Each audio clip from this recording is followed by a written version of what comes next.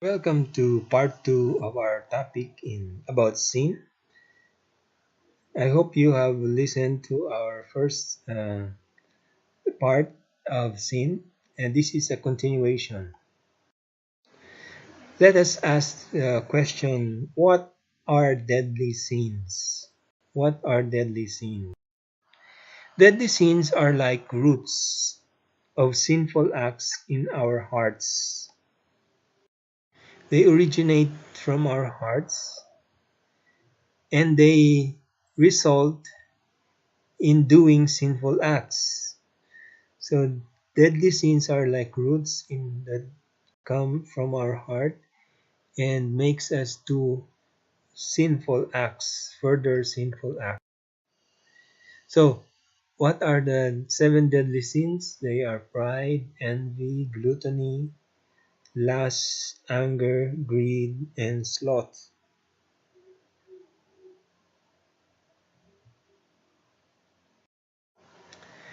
So they are like roots.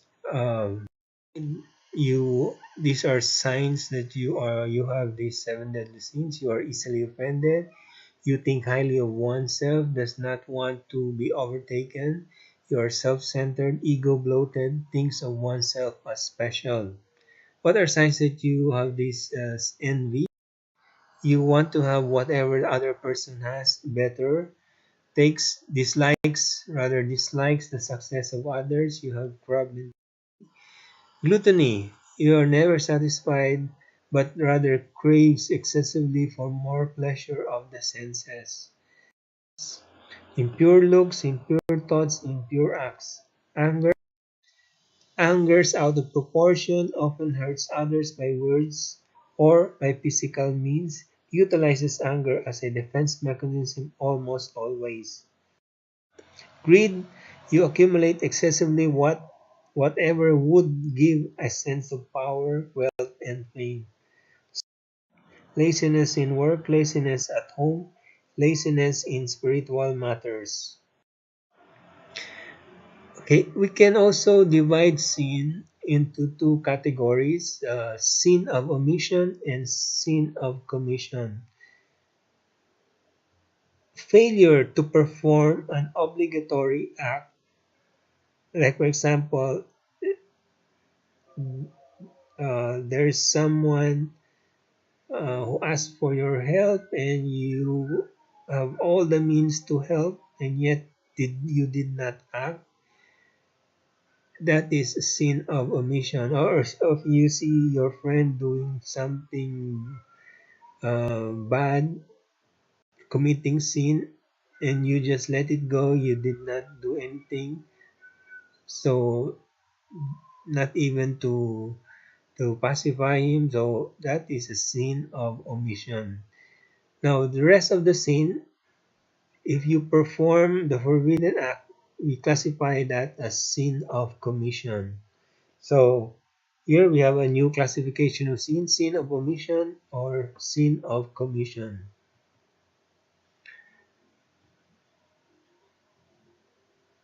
So a sin of commission is doing something sinful, an action, while a sin of omission is not doing something you could have done, usually for someone's good and the lack of action.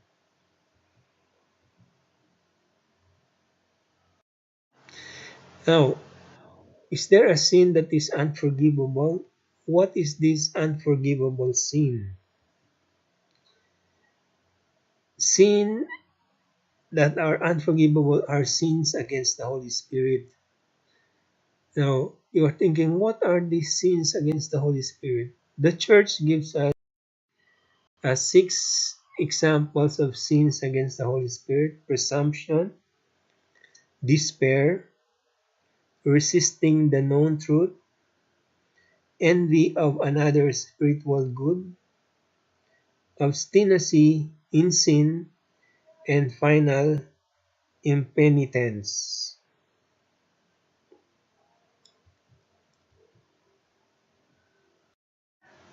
There are also a group of sin which in the Bible is called sins crying out to heaven. We classify them as sins crying out to heaven because when it happened in the Bible, God could not stand it. God had to act. So what are these sins that cry out to heaven? Number one, willful murder. Number two, sodomy or homosexuality. Three, oppression of the poor. Four, defrauding laborers of their wages. So these are the sins that cry out to heaven. These are sins that in the story in the Bible, when it happened, God could not resist. God had to act to stop the sin. What are the effects of sin? Number one, it breaks our relationship with God and cuts us off away from God. Number two, it badly affects others since we are members of one body in Christ. Number three, it often hurts others as well as ourselves. So these are the three effects of sin. Now, you must remember this part. You can't walk with God holding hands with the devil.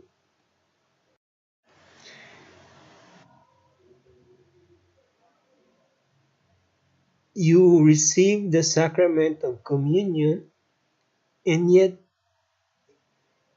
you still commit cheating. You willfully commit cheating even though you are already receiving the body, blood, soul, and divinity of Christ. So you can't walk with God holding hands with the devil. You can't do these things at the same time. Which one should you give up? Of course, you need to give up the sin that you are committing. Do, it's not God that you should give up, it is the sin that you should give up. Jesus gave his life for you, and yet when exam comes, you willfully make um, notes for cheating,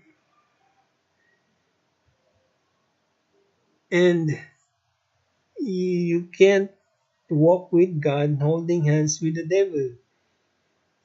You can't say that you love Jesus and yet still willfully commit those kinds of sins. You have to give up these sins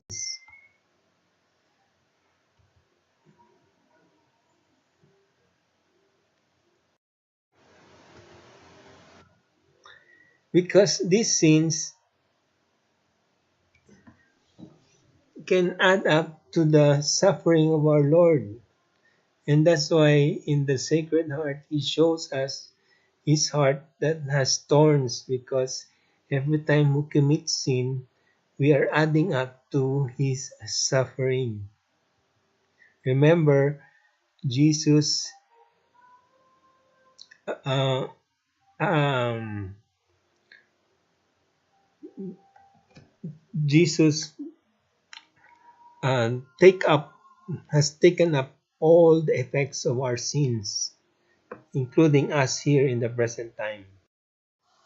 So remember this: you can't walk with God holding hands with. So stop offending Jesus. Do not lead others to sin also by helping them cheat in the exam. This is an example. Stop offending Jesus. Now, in this last part, let's discuss a little about spiritual warfare. The first line of defense for our spiritual warfare is regular confession and communion and attending Holy Mass. This is the first line of defense. If you are doing this, the devil will not touch you. The second line of defense are, of course, our spiritual prayers, deliverance prayers, and prayer of renouncing. This renounce is that you have these prayers of deliverance and renouncing of your sins. You have to do this sincerely and often.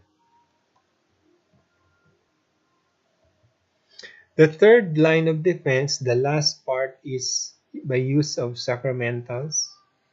You use blessed images, crucifix, Saint Benedict, wear Saint Benedict, and then holy water, exercise, salt, and oil. Now, this third line of defense will have no effect if you are not doing the first one, which is regular confession, communion, and Holy Mass, because this uh, first part is the sacraments. This is where you receive the grace from God, and you are having a relationship with God. So this is very important, this first part. Without this first part, the others will not have any effect.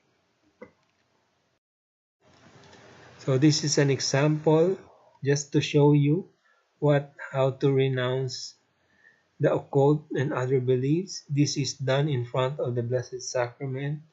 You ask the help from the Holy Spirit and renounce it sincerely, like you say in front of the Blessed Sacrament, in the name of Jesus, I renounce. Then you mention the belief, the practice, the cult, the ritual done that you have done, and then you say to Jesus from your heart, I repent and ask to be forgiven. I now choose you, Jesus, as my only Lord and Savior. Repeat this 3 times and you say it sincerely from the heart. That ends my second part of sin. I hope you have learned something from this. Thank you very much.